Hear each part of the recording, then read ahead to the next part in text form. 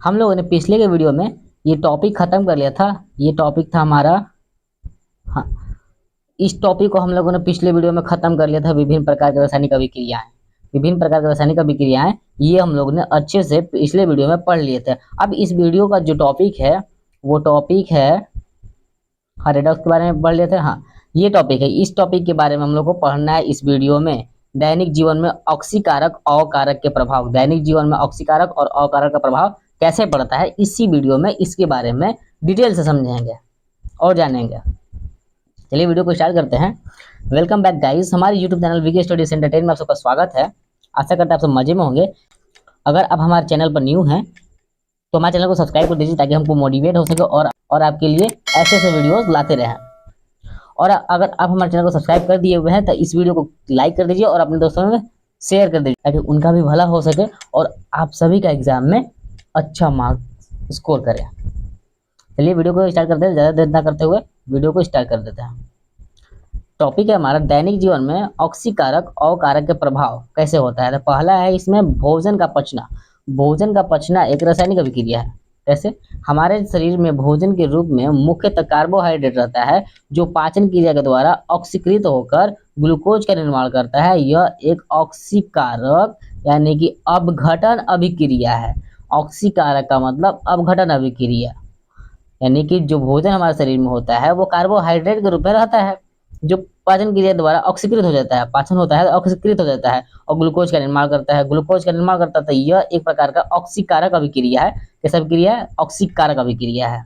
आगे इसका दूसरा देखते हैं। दूसरा दिया हुआ है, दूसरा है भोजन का दुर्गंधित होना। मतलब भोजन जो है ज्यादा देर तक रखने से भोजन में बदबू आने लगता है, दुर्गंध फैलने लगता है। भोजन का दुर्गंधित होता है। भोजन को खुले वातावरण में अधिक समय तक छोड़ देने से भोजन दुर्गंधित हो जाता है क्योंकि भोजन में उपस्थित वसा एवं तेल वायुमंडल के ऑक्सीजन द्वारा ऑक्सीकृत हो जाते हैं जिससे गंध एवं स्वाद अप्रिय हो जाते हैं। भोजन को अधिक समय तक अगर वातावरण में रख दिया जाए ना और वो भोजन ऑक्सीजन के संपर्क में आ जाए तो वो भोजन जो है दुर्गंधित हो जाएगा, वो भोजन दुर्गंधित हो जाता है। कैसे होता है? भोजन को दुर्गंधित होने के बचाने का उपाय। अब यहाँ पर दिया हुआ, इसी में दिया हुआ है भोजन को दुर्गंधित होने से बचाने के उपाय। बचाने के उपाय मतलब कैसे कैसे इसको बचाया जाए, मतलब दुर्गंधित भोजन ना हो, बचाने के कुछ उपाय दिया हुआ है। यहाँ पर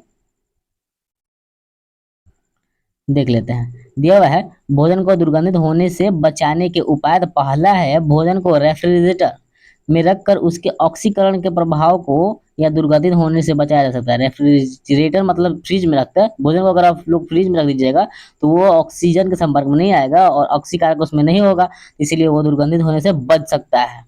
दूसरा उपाय है इसका, भोजन को वायुरुद्ध बर्तनों या पैकेटों में बंद करके इसके ऑक्सीकारक के प्रभाव को रोका जा सकता है। भोजन को वायुरुद्ध बर्तनों मतलब जहां वायु ना घुसे, हवा ना घुसे, ऑक्सीजन के संपर्क में ना आए, वो ऐसा पैकेट लेना है या फिर बर्तन लेना है, उसमें भोजन को रख देना है, उससे भोजन दुर्गंधित नहीं होगा।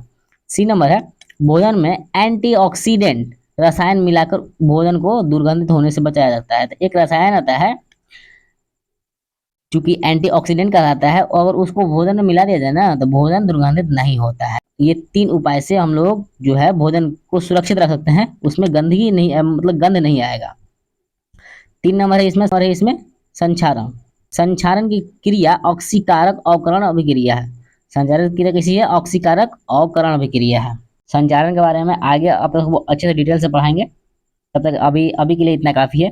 अब यहाँ पर 4 नंबर दिया है वहन की क्रिया। वहन यहाँ पर दहन हो जाएगा, सॉरी यहाँ पर दहन कर दीजिएगा, आप लोग वहन लिखा गया है, यहाँ पर दहन कर दीजिएगा, दहन की क्रिया है। दहन की क्रिया 4 नंबर है। दहन की क्रिया, दहन की क्रिया, दहन की क्रिया यहाँ पर क्रिया एक की कर दीजिएगा, गलती से हो गया कि दहन की क्रिया एक प्रकार की ऑक्सीकारक अवकरण अभिक्रिया है। अब कैसे है यहाँ पर देखिए, इस टॉपिक में दिया दहन और ज्वाला, इस दहन में पढ़ेंगे कैसे ऑक्सीकारक और अवकरण अभिक्रिया होता है दहन की क्रिया। खत्म हो गया। यहाँ पर दिया हुआ दहन और ज्वाला। दहन क्या होता है? किसी पदार्थ को ऑक्सीजन की उपस्थिति में जलाने पर उसमें एवं प्रकाश उत्पन्न होता है, इस क्रिया को दहन की क्रिया कहते हैं। क्या कहते हैं? दहन की क्रिया। दहन मतलब क्या होता है? जलना, आग जलना। आग कब जलता है? जब ऑक्सीजन के संपर्क में आता है तब। ऑक्सीजन के संपर्क में अगर आग नहीं आता है तो वो जलेगा ही नहीं, ऑक्सीजन के संपर्क में ही जलता है। दहन की क्रिया भी एक प्रकार की रासायनिक अभिक्रिया है। जैसे हमें C+O2 मिलकर CO2 बनाता है, प्लस ऊष्मा भी देता है और प्रकाश भी देता है। कोयला जो जलता है उसमें से ऊष्मा मतलब भाप में मतलब धुआं निकलता है, और प्रकाश मतलब थोड़ा लाइट उसमें से भी आता है कोयला में से। SO2 प्लस ऊष्मा और प्रकाश, इसमें से ऊष्मा निकलता है और प्रकाश निकलता है। ये दहन की क्रिया है। नेक्स्ट टॉपिक है,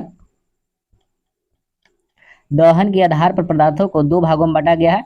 दहनशील या ज्वलनशील पदार्थ, अदहनशील या अज्वलनशील पदार्थ। पहला है दहनशील या ज्वलनशील पदार्थ। दहनशील पदार्थ वैसा पदार्थ जो दहन की क्रिया में सहायक होते हैं उसे दहनशील या ज्वलनशील पदार्थ कहते हैं। जैसे लकड़ी, कोयला, किरोसिन, डीजल, पेट्रोल, ये सब क्या है, दहन की क्रिया में सहायक होता है। मतलब इसमें दहन होता है, इसीलिए इसको दहनशील पदार्थ या फिर ज्वलनशील पदार्थ कहते हैं। दूसरा है अदहनशील पदार्थ या अज्वलनशील पदार्थ। वैसा पदार्थ जिसमें दहन की क्रिया संभव नहीं हो उसे अदहनशील या अज्वलनशील पदार्थ कहते हैं। जैसे ईंट, पत्थर, बालू, इस सब में दहन होगा, जलेगा, ये सब जलबे नहीं करेगा, इसीलिए इसको अदहन पदार्थ हो गया। क्या हो गया? अदहनशील हो गया। अदहनशील, यहाँ पर अदहन कर दीजिएगा, दहन लिखा गया है, अदहन कर दीजिएगा। दहन के पोषक पदार्थ क्या होता है? वैसा पदार्थ जो दहन की क्रिया में सहायक होते हैं उसे दहन के पोषक पदार्थ कहते हैं। जैसे ऑक्सीजन, ऑक्सीजन के बिना दहन होगा ही नहीं, मतलब आग जलेगा नहीं, मोमबत्ती तक नहीं जलेगा ऑक्सीजन के बिना। ऑक्सीजन के ही संपर्क में रहता है तभी ज्वलन होता है, दहन होता है। नेक्स्ट टॉपिक यहाँ पे दहन के अपोषक पदार्थ। दहन के अपोषक पदार्थ क्या होता है? वैसा पदार्थ जो दहन की क्रिया में सहायक नहीं होते उसे दहन के अपोषक पदार्थ कहते हैं। जैसे कार्बन डाइऑक्साइड, कार्बन डाइऑक्साइड का दहनशील, दहन में कोई काम नहीं है, इसका कोई भी काम नहीं है, उल्टा दहन के बाद ये निकलता है कार्बन डाइऑक्साइड। आगे है दहन के लिए आवश्यक शर्तें। दहन के लिए आवश्यक शर्तें क्या क्या होती है? दहन के मुख्यतः तीन आवश्यक शर्तें हैं। पहला दहनशील पदार्थ की उपस्थिति, दहन के पोषक पदार्थ की उपस्थिति और ज्वलनता। तो ये पहला दूसरा बता दिए ऊपर के टॉपिक में। यहाँ पर है पहला है दहनशील पदार्थ की उपस्थिति, ये रहा दहनशील पदार्थ, ये रहा दहनशील पदार्थ या ज्वलनशील पदार्थ की उपस्थिति। दहन के पोषक पदार्थ, दहन के पोषक पदार्थ ये हो गया, ऑक्सीजन होता है। अब तीसरा जो है, तीसरा नहीं पता है, अभी तीसरा बता दे रहे हैं आप लोग को। तीसरा है ज्वलनताप। यहाँ पर तीसरा इसमें दिया हुआ है ज्वलनताप। ज्वलनताप क्या क्या कहलाता है? यहाँ पर 3 नंबर में देख लेते हैं, इसीलिए 3 नंबर दे दिए क्योंकि 1 और 2 तो ऊपर दे दिए हैं, इसीलिए यहाँ पर 3 नंबर। जिस न्यूनतम दाब पर कोई पदार्थ जलना प्रारंभ करता है उस ताप को उस पदार्थ का ज्वलन ताप कहते हैं। सभी पदार्थ का ज्वलन ताप अलग अलग होता है। कहने का मतलब ये हुआ, अगर कोयला जल रहा है उसमें लकड़ी भी डाल दिए तो कोयला के साथ साथ लकड़ी भी जलेगा। मतलब कोयला का ताप जितना रहेगा उसी ताप पर लकड़ी भी जलेगा और उसी ताप से जलना प्रारंभ कर देगा। इसीलिए जिस न्यूनतम ताप पर कोई पदार्थ जलना प्रारंभ करता है, यानी कि लकड़ी जलना प्रारंभ करता है, तो उस ताप को उस पदार्थ का ज्वलन ताप कहते हैं। सभी पदार्थ का ज्वलन ताप अलग अलग होता है। जिसका ज्वलन ताप अलग होगा, जैसे कि हो जाएगा पेट्रोल, पेट्रोल का जलन ताप कम होता है, जितना कम होगा उतना जल्दी वो उसमें ज्वाला मतलब ज्वाला उत्पन्न होगी, दहन होगा, जलेगा वो, और जितना अधिक होगा वो जलेगा नहीं। अब यहाँ पे एक नेक्स्ट टॉपिक दे दिया हुआ गया है, ज्वाला दिया हुआ है। सभी दहनशील गैस जलने पर ज्वाला उत्पन्न करते हैं। कोई भी गैस को जलाइएगा तो उसमें से ज्वाला उत्पन्न होता है। क्या होता है? ज्वाला उत्पन्न होता है। वे ठोस द्रव्य पदार्थ ज्वाला उत्पन्न करेंगे जो गर्म करने पर वाष्प के रूप में बदल जाते हैं। जैसे मोम, केरोसिन। मोम क्या है? जैसे मोमबत्ती जलाते हैं, तो मोमबत्ती जलाते हैं तो उसमें से वाष्प भी निकलता है और मोम भी निकलता है, धीरे से द्रव्य भी निकलता है, मतलब दोनों निकलता है। वो ठोस रहता है, द्रव पदार्थ निकलता है उसमें से, और गर्म हवा भी निकलता है, मतलब वाष्प भी निकलता है, मतलब दोनों निकलता है, इसीलिए ये हो जाएगा ज्वाला। ये ज्वाला उत्पन्न करता है। केरोसिन भी ज्वाला उत्पन्न करता है, इत्यादि। नोट में लिखा गया है, कोई भी पदार्थ अपने ज्वलन ताप से कम ताप पर नहीं जलता है। कोई भी पदार्थ जो है ना अपने ज्वलन ताप से कम ताप पर नहीं जलेगा, मतलब जिसका ज्वलन ताप जितना रहेगा उसके ही अकॉर्डिंग जलेगा। अब यहाँ पर दे दिया गया है मोमबत्ती का ज्वाला। मोमबत्ती का ज्वाला दे दिया गया, ये मोमबत्ती यहाँ फिगर में है, और ये इसका प्रकाशहीन मंडल है, और फिर बीच वाला जो भाग है प्रकाशमान मंडल है, जो अंदर वाला भाग है भीतरी भाग उसको केंद्रीय मंडल कहते हैं। अब ये तीनों मंडल के बारे में अच्छे से डिटेल से हम लोग पढ़ेंगे अभी। मोमबत्ती मोम का बना होता है। मोमबत्ती के बारे में पहले अच्छे से जान लेते हैं। मोमबत्ती मोम का बना होता है। जो एक दहनशील पदार्थ है। यह मोम जो हाइड्रोकार्बोनेट का मिश्रण होता है जो गर्म होकर वाष्प में, यहाँ पर वाष्प कर दीजिएगा, वाष्प लिखा गया है, वाष्प कर दीजिएगा, वाष्प में बदलकर ज्वाला उत्पन्न करती है। इसे मोमबत्ती का ज्वाला कहते हैं। क्या कहते हैं? ज्वाला कहते हैं। यहाँ पर वाष्प कर दीजिएगा बदल कर। यहाँ पर दे दिया है मोमबत्ती की ज्वाला को 3 भागों में बांटा गया है। अभी बताया फिगर में 3 भागों में बांटा गया, प्रकाशहीन मंडल, प्रकाशमान मंडल और केंद्रीय मंडल। पहला है प्रकाशहीन मंडल। प्रकाशहीन मंडल क्या होता है? प्रकाशहीन मंडल मोमबत्ती की ज्वाला के सबसे बाहरी भाग को प्रकाशहीन मंडल कहते हैं। इस मंडल में मोम का पूर्ण दहन होता है क्योंकि इसमें पर्याप्त मात्रा में ऑक्सीजन उपस्थित रहता है। इस मंडल का रंग लाल होता है। अब जो मोमबत्ती का जो आगे वाला भाग होता है तो वो आगे है, इसीलिए ऑक्सीजन का ज्यादा नजदीक है, मतलब ऑक्सीजन ज्यादा उसको मिलेगा तो वो ज्यादा जलता है, उसका रंग क्या होता है? लाल होता है और वो पूर्ण दहन होता है। इसमें मोम का पूर्ण दहन होता है। दूसरा है प्रकाशमान मंडल। दूसरा है प्रकाशमान मंडल। मोमबत्ती की ज्वाला के मध्य भाग को प्रकाशमान मंडल कहते हैं। इस मंडल में मोम का आंशिक रूप से दहन होता है क्योंकि इस मंडल में ऑक्सीजन आंशिक रूप से पहुंचता है। इस मंडल का रंग पीला होता है। अब प्रकाशमान मंडल ये बीच में है, तो बीच में है तो ऑक्सीजन कम पहुंचेगा, इसीलिए इसमें मोम का कम यानी कि बहुत कम ही दहन होता है और इसका रंग कैसा होता है? सॉरी पीला होता है। पूछ देगा, ऑब्जेक्टिव एग्जाम में पूछ देगा प्रकाशमान मंडल के, मोमबत्ती के प्रकाशमान मंडल का रंग कैसा होता है? तो पीला होता है। तीसरा है केंद्रीय मंडल। केंद्रीय मंडल दिया हुआ है। मोमबत्ती की ज्वाला के सबसे भीतरी भाग को केंद्रीय मंडल कहते हैं। इस मंडल में मोम वाष्प के रूप में उपस्थित रहता है। इस मंडल में मोम का दहन नहीं हो पाता है क्योंकि इस मंडल में ऑक्सीजन नहीं पहुंचता है। इसे ज्वाला का अदहन क्षेत्र भी कहते हैं। इस मंडल का रंग नीला होता है। समझ में आ गया? मतलब ये केंद्रीय मंडल जो है मोमबत्ती का सबसे भीतरी भाग है, मतलब अंदर का भाग है। इसमें ऑक्सीजन जो पहुंचबे नहीं करता है। 3 गो मंडल है, ये पहला मंडल पार करके ऑक्सीजन तो थोड़ा सा जाता है प्रकाशमान मंडल में, और ये तीसरा मंडल है, तीसरा मंडल में ऑक्सीजन जाता ही नहीं है, मतलब पहला और दूसरा भाग जो है रोक लेता है, तो तीसरा मंडल को ऑक्सीजन नहीं मिलता है, नहीं मिलता तो ये जलता ही नहीं, इसमें मोम जलता ही नहीं, इसीलिए इसको ज्वलन का अदहन क्षेत्र भी कहते हैं। इसे ज्वाला का अदहन क्षेत्र भी कहते हैं। इसका रंग नीला होता है। समझ गया मोमबत्ती के बारे में? मोमबत्ती का टॉपिक खत्म हो गया। अब एक टॉपिक लास्ट बचा हुआ है, इसी को पढ़ लेते हैं, फिर इसके बाद ये चैप्टर खत्म हो जाएगा। फिर इसका क्वेश्चन और आंसर करवा देंगे आप सबको, तो हो जाएगा कंप्लीट ये चैप्टर।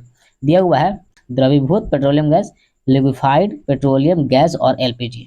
इसमें दिया हुआ है, ये टॉपिक दिया हुआ है द्रवीभूत पेट्रोलियम गैस। द्रवीभूत पेट्रोलियम गैस क्या होता है? पेट्रोलियम गैस के बारे में पढ़ते हैं, यानी कि एलपीजी गैस। एलपीजी गैस के बारे में हम लोग अच्छे से पढ़ेंगे। एलपीजी गैस जो हम लोग घर में एलपीजी गैस आता है, यानी कि जो चूल्हा जलता है, खाना जिससे बनता है, वो सिलेंडर वाला गैस, उसमें एलपीजी गैस होता है।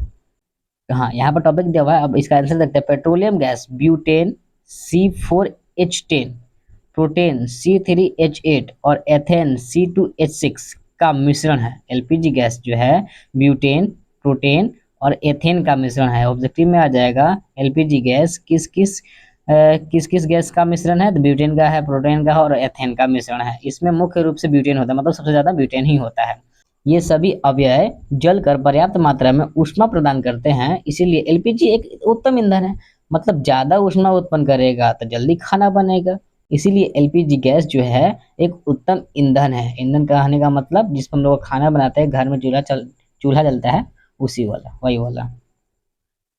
बस टॉपिक खत्म हो गया। अब यह है तीनों अवयव उच्च दाब पर आसानी से द्रव अवस्था में बदल जाते हैं, अतः इसे द्रवीभूत पेट्रोलियम गैस कहते हैं। तीनों मिलता है तो द्रवीभूत पेट्रोलियम गैस कहलाता है, यानी कि एलपीजी गैस कहलाता है। एलपीजी गैस पेट्रोलियम प्रभाजी अस्त्रवण तथा प्राकृतिक गैस से प्राप्त किया जा सकता है। कैसे प्राप्त किया जाता है? पेट्रोलियम प्रभाजी अस्त्रवण और प्राकृतिक गैस से प्राप्त किया जाता है। एलपीजी गैस एक प्राकृतिक गैस ही कहा जाता है, ये प्राकृतिक गैस है।